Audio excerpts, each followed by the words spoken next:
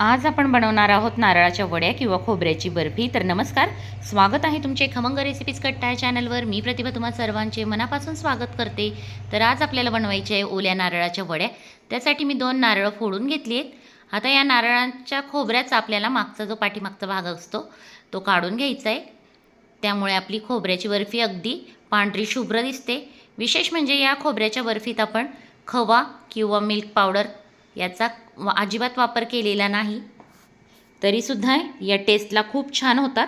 तर अशा पद्धतीने बघा, मी सगळं खोबरं सोलून घेणार आहे, म्हणजे जो काळा भाग आहे तो काढून घेणार आहे. थोडा वेळ जातो, पण ही बर्फी दिसायला खूप छान दिसते. तर अशाच पद्धतीने मी संपूर्ण खोबरं सोलून घेतलं आहे. तर तुम्ही इथं बघू शकता, इथं सोलून झालं आहे आणि आता हे आपल्याला मिक्सरमधून वाटून घ्यायचं आहे. तर मिक्सर एकसारखं न फिरवता आपल्याला पल्स मोडवर हे वाटून घ्यायचं आहे. एकसारखं फिरवलं तर ह्याचं दूधच निघेल.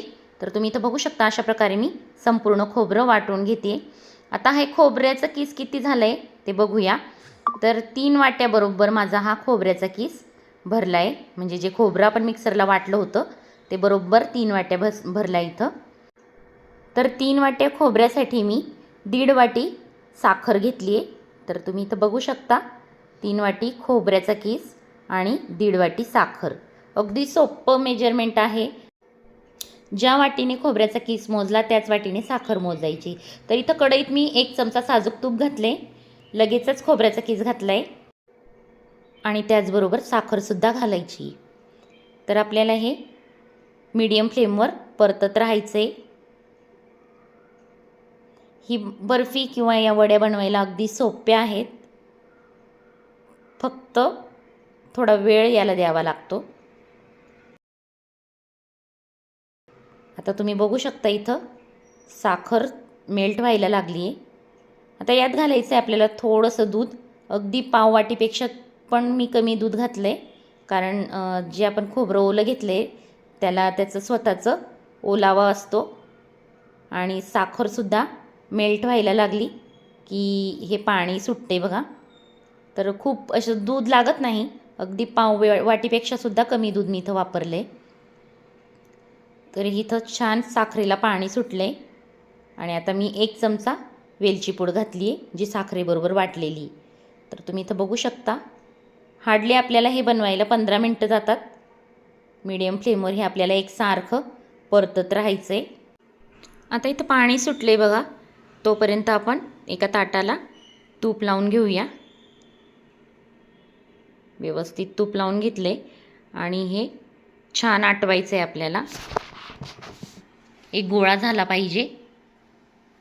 तर एकसारखं हलवत आपल्याला घट्ट असा गोळा बनवून घ्यायचा आहे. तर अगदी सोप्या पद्धतीने परफेक्ट मेजरमेंट सहित खोबऱ्याच्या वड्यांची ही रेसिपी तयार होणार आहे.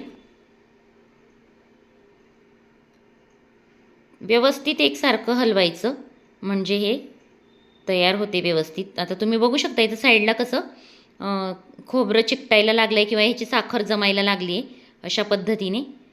तर आता हा व्यवस्थित आपला घट्ट गोळा तयार होतो आहे. अजून 5 मिनटं लागतील आपल्याला हे व्यवस्थित हलवत राहायचं आहे. तर तुम्ही पाहू शकता इथं कशा कडा चिकटत आहेत. पाणी छानपैकी आटलं आहे आणि गोळा तयार झाला आहे. आता हे मी ताटात काढून घेते. व्यवस्थित प्लेन करून घ्यायचे अशा पद्धतीने. तर आता मी वाटीच्या मागच्या बाजूला थोडंसं तूप लावून हे व्यवस्थित प्लेन करून घेणार आहे.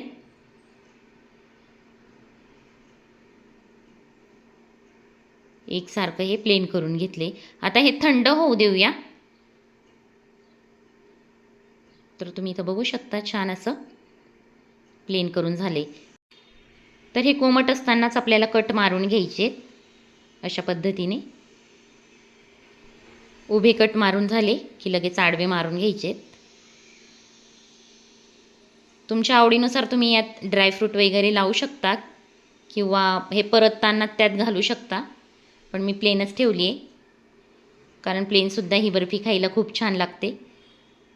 अजून थोडीशी गरम आहे, गार झाल्यावर अगदी व्यवस्थित ही बर्फी तयार होईल. तर अतिशय सोप्या पद्धतीने मस्त अशी आपली खुसखुशीत खोबऱ्याची बर्फी तयार झाली आहे किंवा खोबऱ्याच्या वड्या तयार झाल्या आहेत. व्हिडिओ आवडला असेल तर लाईक करा, शेअर करा. चॅनलवर नवीन असाल तर चॅनलला सबस्क्राईब करायला विसरू नका. पुन्हा भेटूया अशाच नवीन व्हिडिओत नवीन रेसिपी बरोबर. तोपर्यंत बाय.